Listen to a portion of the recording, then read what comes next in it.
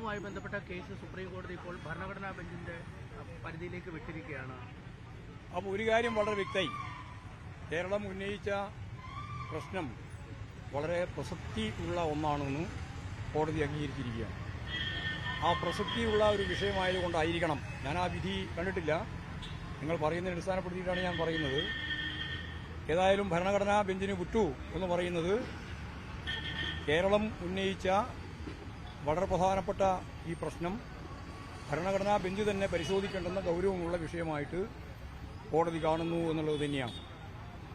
കേരളത്തെ ഉപരോധിക്കുന്ന രീതിയിലുള്ള സാമ്പത്തിക നിലപാടാണ് കേന്ദ്ര ഗവൺമെന്റ് എടുത്തുകൊണ്ടിരിക്കുന്നത്. അത് നമുക്ക് തരേണ്ടുന്ന പണം 57,000 കോടി കഴിഞ്ഞ മാർച്ച് ഇന്നലെ അവസാനിച്ച കൊല്ലം കണ്ടതാണ്. കേന്ദ്രാവിഷ്കൃത പദ്ധതിയുടെ ഭാഗമായിട്ടും തരേണ്ടുന്ന പണത്തിൽ യഥാർത്ഥത്തിൽ 7,000-ഓളം കോടി രൂപ തരാൻ ബാക്കിയാണ്. ഇപ്പോൾ നെല്ല് സംഭരണവുമായിട്ട് ബന്ധപ്പെട്ട് കേരള ഗവൺമെന്റിന് പണം കിട്ടാതെ കേരള ഗവൺമെന്റിന്റെ കയ്യിലുള്ള പണമാണ് അല്ലെങ്കിൽ മറ്റ് മേഖലയിൽ നിന്നെടുത്തിട്ടുള്ള പണമാണ് നെല്ല് സംഭരിക്കുന്നതിന് വേണ്ടി കൊടുത്തത്. അപ്പോൾ കേരളത്തിലെ മാധ്യമങ്ങളും ബൂർഷ്വാ പാർട്ടികളെല്ലാം ഗവൺമെന്റിനെതിരായിട്ട് മത്സരിക്കുന്ന രീതിയിലുള്ള വിമർശനമാണ് ഉന്നയിച്ചത്. ഈ ഗവൺമെന്റിന്റെ കെടുകാര്യസ്ഥത കൊണ്ടാണ് പണം കൊടുക്കാനാവാത്തത്, കേന്ദ്രം തരാൻ പണമില്ല എന്നായിരുന്നു വി ഡി സതീശനും സുധാകരനും അതുപോലെ തന്നെ സുരേന്ദ്രനും എല്ലാം പറഞ്ഞുകൊണ്ടിരുന്നത്. പക്ഷേ അവസാനം ഒരു കാര്യം മനസ്സിലായി, മനോരമയ്ക്ക് തന്നെ പറയേണ്ടി വന്നു. അതെന്താ, 800-ലധികം കോടി രൂപ കൊടുത്തു, കേരളത്തിൽ തന്നു, ഇനിയും 700-ലധികം കോടി രൂപ കേന്ദ്രം തരാൻ ബാക്കിയുണ്ട് എന്ന് ഒറ്റ കാര്യത്തിൽ നെല്ല് സംഭരണത്തിന്റെ ഭാഗം മാത്രമായിട്ട് അവർക്ക് പറയേണ്ടി വന്നു. ഞങ്ങളാണെങ്കിൽ കേരളത്തിലെ ഗവൺമെന്റ് മുഖ്യമന്ത്രിയും മന്ത്രിമാരും എല്ലാം ചേർന്ന് 140 അസംബ്ലി നിയോജക മണ്ഡലത്തിലും കേരളത്തിന്റെ ഈ പ്രശ്നങ്ങൾ അവതരിപ്പിച്ചുകൊണ്ട് വളരെ ശ്രദ്ധേയമായ രീതിയിലുള്ള സദസ്സ് സംഘടിപ്പിച്ചു.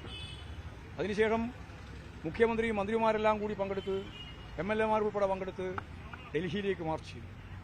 അവിടെ കെജ്രിവാൾ ഉൾപ്പെടെയുള്ള മുഖ്യമന്ത്രിമാർ, പഞ്ചാബിലെ മുഖ്യമന്ത്രി, തമിഴ്നാട് മുഖ്യമന്ത്രിക്ക് വേണ്ടി IT മുഖ്യമന്ത്രി, അതുപോലെ തന്നെ ഫറൂഖ് അബ്ദുള്ള ഉൾപ്പെടെയുള്ള വളരെ പ്രമുഖരായ നേതാക്കളൊക്കെ അതിൽ പങ്കെടുത്തു. അപ്പോൾ ഒരു പ്രശ്നമുണ്ട് എന്ന് മനസ്സിലായി. അതിനെ തുടർന്നാണ് കേസ്. ആ കേസ് ഇപ്പോൾ ഭരണഘടനാപരമായിട്ട് പരിശോധിക്കേണ്ടതാണ് എന്ന് സുപ്രീം കോടതി പറയുകയും ചെയ്തിരിക്കുകയാണ്. അപ്പോൾ കേരളത്തിന് കേസുണ്ട്. കേരളം മാത്രമല്ല, ഇപ്പോൾ കർണാടകവും പോയി കേസുമായിട്ട്, അതേപോലെ തന്നെ ഇപ്പോൾ തമിഴ്നാടും പോവുകയാണ് കേസുമായിട്ട്.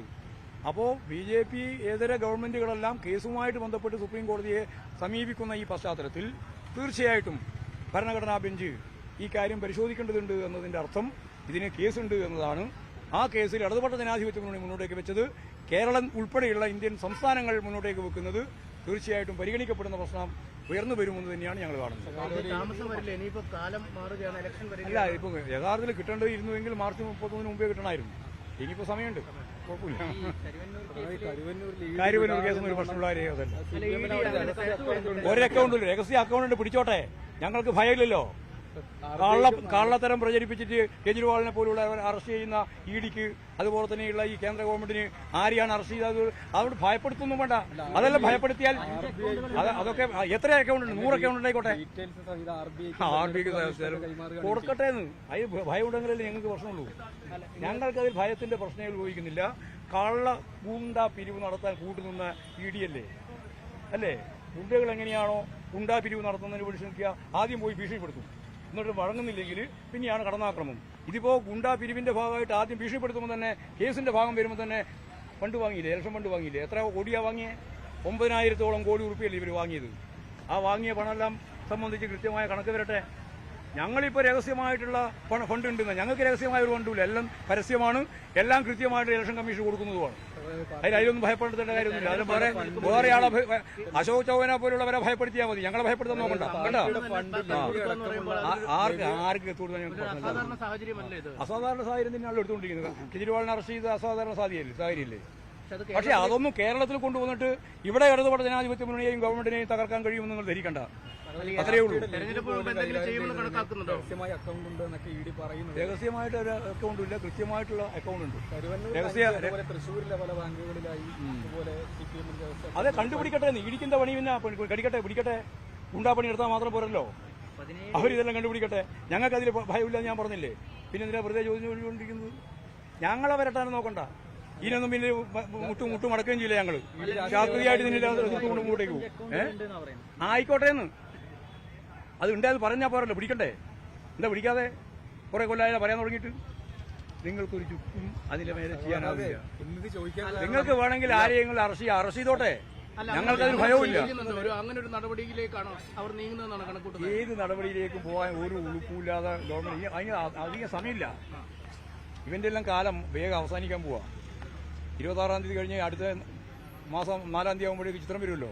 അപ്പൊ നമുക്ക് ബാക്കി കാര്യം അന്നേരം പറയാം. അക്കൗണ്ടുകൾ ഇല്ലാന്ന് പാർട്ടി പറയുന്നു. അക്കൗണ്ട് ഇല്ലാന്ന് ഞാൻ പറഞ്ഞിട്ടില്ലല്ലോ. ഏതെങ്കിലും അക്കൗണ്ട് ഉണ്ടെങ്കിൽ നിങ്ങൾ കണ്ടുപിടിച്ചോട്ടെ. വിവരങ്ങൾ സഹിതം. അതെ, വിവരങ്ങൾ പിന്നെ കൊടുക്കാൻ നിൽക്കണ്ടല്ലോ, പിടിക്കാലോ. അതെന്ത് കാര്യ? വിവരങ്ങൾ ഇവന്റെ കയ്യിലുണ്ടെങ്കിൽ പിന്നെ പിടിച്ചൂടെ? പിന്നെ കൊടുക്കട്ടെ, പിടിച്ചോട്ടെ.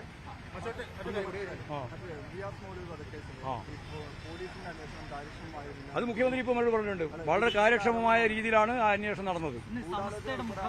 എല്ലാം കൃത്യമായിട്ട് അന്വേഷണം നടത്തിയിട്ടുണ്ട്. അല്ല, അതൊക്കെ വിമർശനമൊക്കെ ഉന്നയിക്കാൻ എല്ലാവർക്കും അവകാശമുണ്ട്. അത് ഉന്നയിക്കുകയും ചെയ്യും. ഇന്നലെ തന്നെ ഞാനവിടെ മിനിഞ്ഞാന്ന് ഈ വിധി പറഞ്ഞ സമയം തന്നെ അവിടെ ഉണ്ടായിരുന്നു. ഞാൻ കൃത്യമായിട്ട് പറഞ്ഞു, ഞങ്ങൾ മൗലൂരിനൊപ്പം തന്നെയാണ് നിൽക്കുക, ആ കുടുംബത്തിനൊപ്പം തന്നെയാണ് നിൽക്കുക. ആവശ്യമായ രീതിയിലുള്ള ഫലപ്രദമായ സഹായം ഗവൺമെന്റിന്റെ ഭാഗത്തുനിന്ന് ഉണ്ടാവും എന്നും പറഞ്ഞിട്ടുണ്ട്. അതിന് മുഖ്യമന്ത്രി പറഞ്ഞു. അത് പറഞ്ഞിട്ട് കാര്യമില്ല. അതൊക്കെ ജഡ്ജിമാരുൾപ്പെടെയുള്ളവരുടെ ആത്മനിഷ്ഠ ഘടകവും കൂടി ചേർന്നതാണ് വിധി. കാരണം അതന്നെ ഞാൻ പറഞ്ഞത്. ഞാൻ പറഞ്ഞ വാക്ക് ശ്രദ്ധിച്ചോ? ആത്മനിഷ്ഠ ഘടകവും കൂടി ചേർന്നതാണ് വിധി എന്ന് മാത്രമേ ഞാൻ ഇതിനെ പറ്റി പറയുന്നു. കോഴിക്കോട് മണ്ഡലം എന്ന് പറയുന്ന സ്വാഭാവിക ന്യൂനപക്ഷ വോട്ടുകൾ കൂടുതലുള്ള ഒരു മണ്ഡലം. ഇപ്പം ഇന്നലെയൊക്കെ നമ്മൾ കണ്ടതാണ് പല ക്രൈസ്തവ ഭവനങ്ങളിലും BJP നേതാക്കൾ ഉൾപ്പെടെ വന്ന് കയറുന്നത്. അങ്ങനെ പലയിടങ്ങളിലും അത്തരം വോട്ടുകൾ സ്വാധീനിക്കാനുള്ള ശ്രമങ്ങൾ നടക്കുന്നുണ്ട്. എങ്ങനെയാണ് കാണുന്നത്? ആ ശ്രമങ്ങളെല്ലാം നടത്തിയാലും ഇടതുപക്ഷ ജനാധിപത്യ മുന്നണി വൻ ഭൂരിപക്ഷത്തോടുകൂടി ഈ കോഴിക്കോട് നിയോജക മണ്ഡലം ജയിക്കുകയും ചെയ്യും. ഒരു സംശയവും വേണ്ട.